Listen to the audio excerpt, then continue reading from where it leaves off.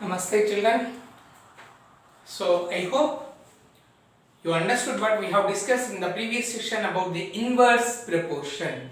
Inverse proportion. So just let us recollect once again what exactly the inverse proportion.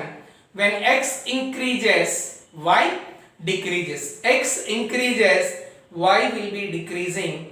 If x is decreasing, then y quantity will be increasing. One will be increasing simultaneously, other part will be decreasing. So that situations are called inverse proportions. Inverse proportions. So in inverse proportion, the product of x and y is always constant. Product of x and y is always constant. X into y is equal to k. X into y is equal to k. Product of x and y. Product of x and y is always constant. Product of x and y is always constant. X into y is equal to k. So now let us see the question which we have from exercise 13.2, question number 10. Look at the board. Two persons could fit a new windows in a house in 3 days. How many people? Two persons. How many days? 3 days. Now, question number 1. If one of the persons fell ill before the work started, how long would the job take now? The second question, how many persons would be needed to fit the window in 1 day? See the first question. One person fell ill. Actually, how many persons? Two persons were there. One person fell ill means only one fellow will be there. One person will be there. He has to, how many days will take to finish the work for him to fit the windows? Now the question number 2. How many persons would be needed to fit the windows in 1 day? Suppose if they want to finish the same job in 1 day, then how many people are needed? How many people are needed? So question number 1. In that first we see here, so always we have to make the tabular form so that it will be easy for us. Number of persons and number of days. Look at this. Number of persons. Number of persons. I am talking about the first question. Okay. In that, number of persons and number of days. Number of persons and number of days. See here, first actually the given data is, one is x1, y1. Two persons. How many are there? Two persons.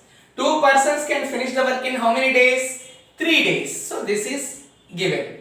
Now in the question number 1, if this is the given information, one of the persons fell ill before the work started. One of the person fell ill means only one person has to be done the work, has to do the work. He has to finish the work. He has to finish the work. So one of the person has to finish the work, the days. Who is that? Only one person. So one of the person means only one will be left over. How many days it will take to finish the work? Observe it. This is x1 and y1. x1, y1. This is x2 and y2. y2 is question mark. How many days it takes time for that one person to finish the work? So as inverse proportion, what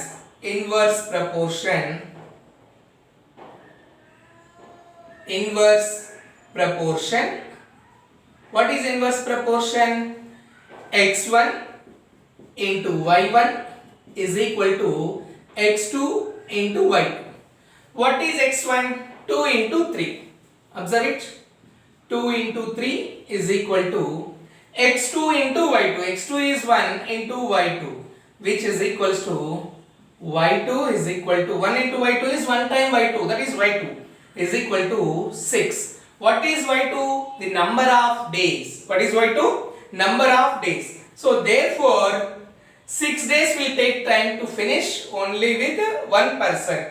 Therefore one person one person can do the work in 6 days. Can do the work in 6 days. Only one person can do the work in 6 days. Why one person? Because one of the person is not well. He fell ill. So only one person has to finish the work. Next. Is it clear? The product of x into y is always constant. Product of x into y is always constant. Now, the second question you see here. Second part I am doing here. That is second question. So when it comes to the second question, now again number of persons. The topic is same. So number of persons, number of days,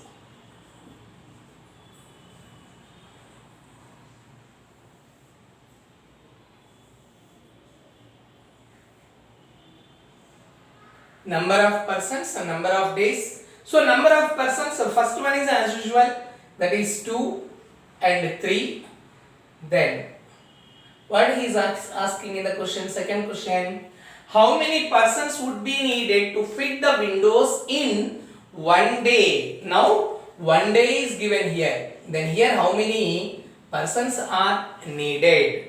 So this is the first information is same. So x1, y1, x2 and y2. Is it clear? Now we are going to find how many persons are needed to finish the work in a day. How many persons are needed to finish the work in a day, in a single day. So now, so as inverse proportion,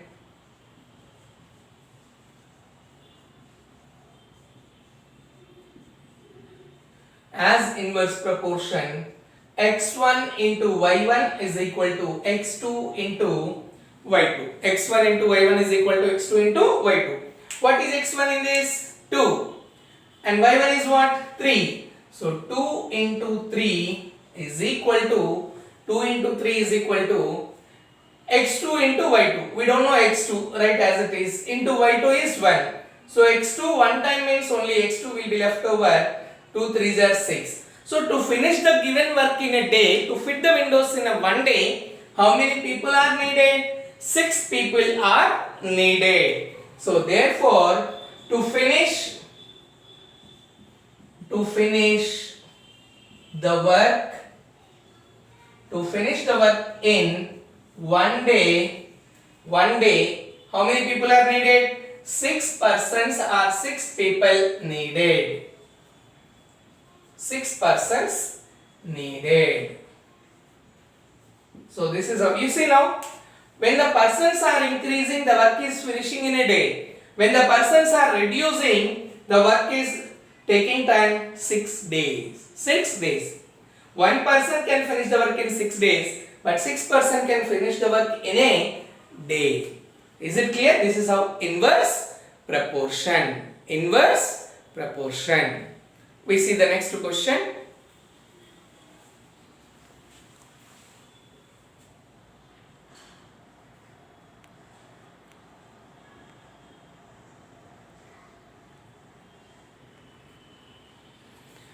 Yeah, now we see the question number 11. A school has 8 periods a day, each of 45 minutes duration. How long would each period be if the school has 9 periods a day, assuming that the number of school hours to be the same? This is very important here. Assuming that the school number of school hours to be the same. Number of school hours to be the same. What is the meaning of this one? The working hours, maybe suppose school has to be fixed 8 hours, means 8 into 8 hours time duration. 8 hours means what? 8 into 60, 480 minutes they have fixed. The school hours is same. The school timings are as usual same. But instead of 8 periods, if they take, each one has 45 minutes duration, how long would each period be if the school has 9 periods a day, assuming the number of school hours to be the same? Here number of school hours is same.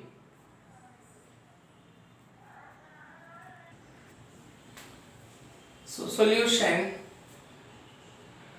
here, 8 periods a day and duration is number of periods and duration. So first one, number of periods, and the second one, time duration,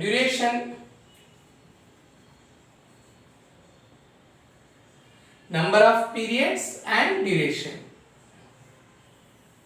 Okay, so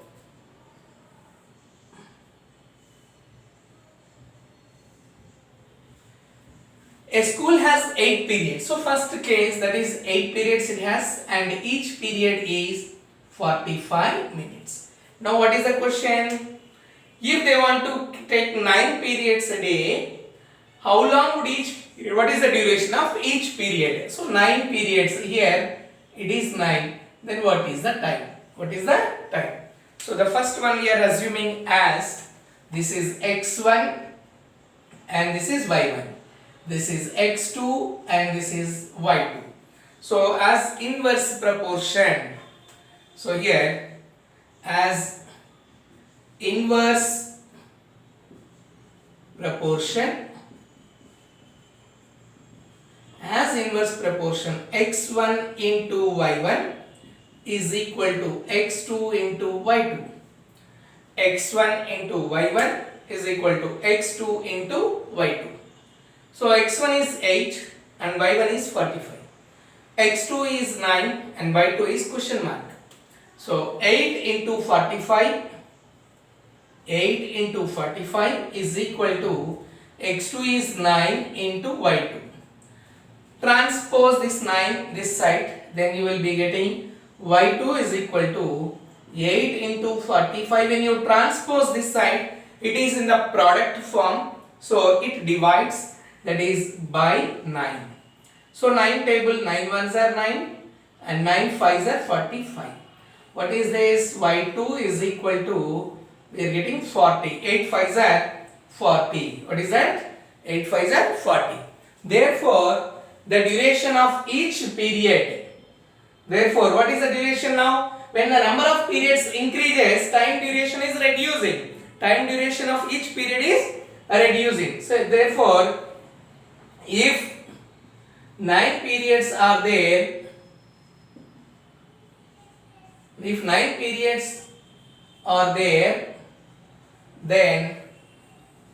then the duration of each period is 40 minutes. Duration of each period is 40 minutes. Is it clear? So before it is 8 periods, so each one is 45 minutes. Now number of periods increases because the time assumption is same. When 9 periods are there, then the time duration of each period is reducing to 5 minutes. That is, each period will have 40 minutes. Is it clear, children? I hope you understood how to apply the inverse proportion concept and how to identify whether it is a direct or inverse proportion. Direct or inverse proportion.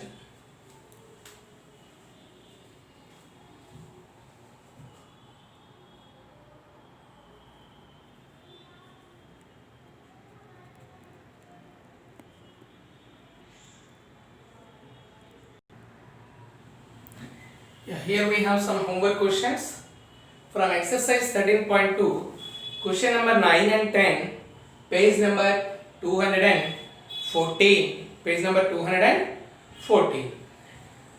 So this is about direct and inverse proportion. I just will brief up again what is the difference between the direct and inverse proportion. Direct proportion means if x increases, y also will increase.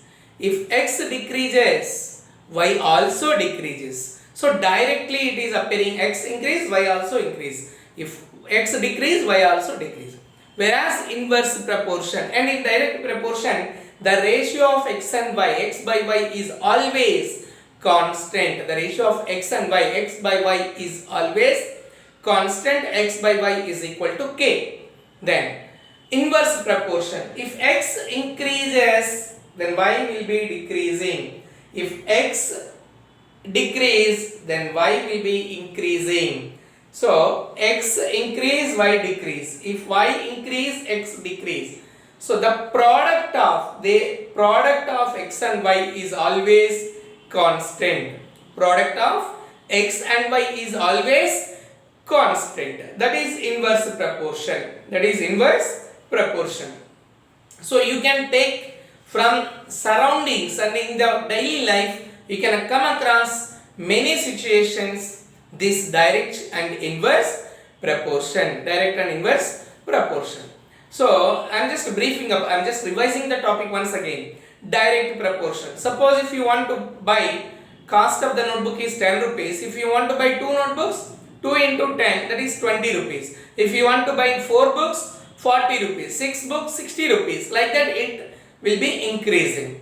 Whereas that is called direct proportion. Now if you take the situation inverse proportion. Now the quantity of the food is already prepared by your mom or grandma, somebody else prepared, and new guest has arrived. Now there is no time to prepare the food again. So food is already prepared. That is a constant. Now if you are only family members, you can sufficiently have the food.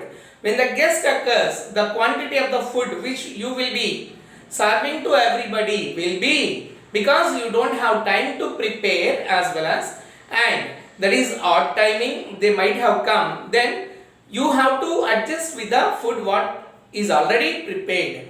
So then the quantity of the food which will be received by every person will be decreasing. So such situation is called inverse proportion. Inverse proportion. So direct and inverse proportions, this is the concept. Direct means the ratio x by y is equal to constant, and the inverse proportion means x into y, product is always constant. There the ratio is constant, here the product is constant. I hope you understood the direct and inverse proportion concept. Is it clear, children? Is it clear? Yes. If any doubts are there, you can ask me your doubts. Clear? Thank you. We'll meet in the next session with a new concept, with a new chapter. We are going to meet again with a new chapter. Thank you.